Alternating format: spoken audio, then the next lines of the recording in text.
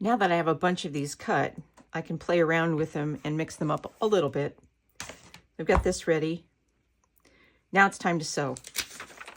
I've cut out my paper piece pattern with a little extra around the edges. I'll trim that off at the very end before I take the paper off. When you look at a paper piece pattern, this is the sewing side with the lines and the numbers. This is your design side. The design side is where the fabrics go. Patch number 1 is really long, so I'm going to pin that one in place. And I'm going to hold it up to the light to make sure that I have all the sewing lines covered.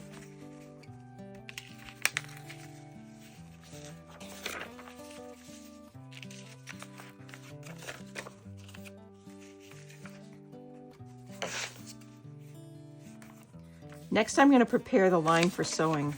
And the way I do this is by folding back along the sewing line.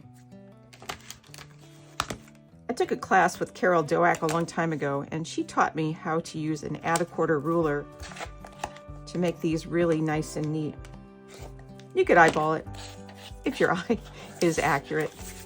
Okay, next I need patch 2. Line that up. If it were really long, I'd probably fold it in half and then fold the pattern in half to line everything up. But this is a short seam, so I'll be okay.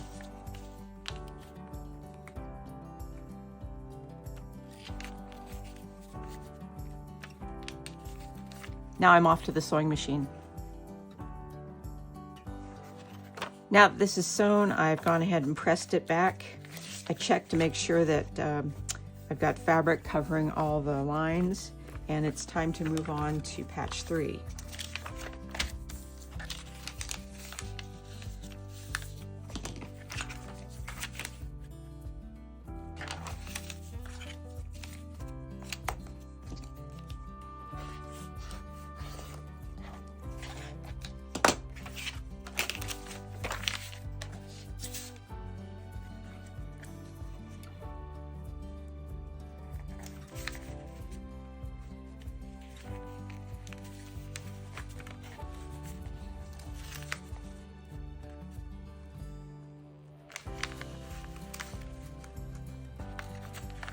Back to the sewing machine. All right, now this is sewn and pressed, and it's time for the last patch. So once again, we're going to prepare this line.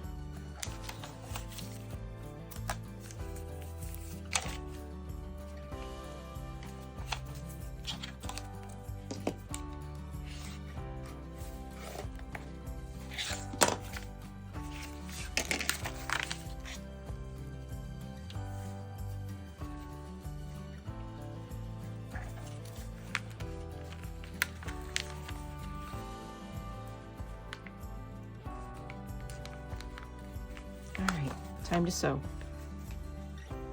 Pressed and ready to go. Now is when I'll go ahead and trim off the excess. Trim it down to the perfect block.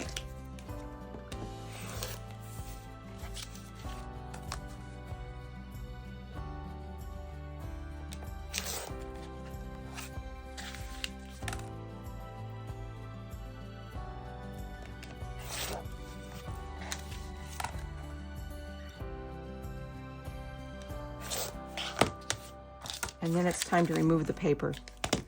Because I shortened my stitch length, the paper is pretty easy to remove. This is not a complicated pattern, and we're removing the paper before the blocks are sewn together, so there's not even a lot of seams or little bits to worry about.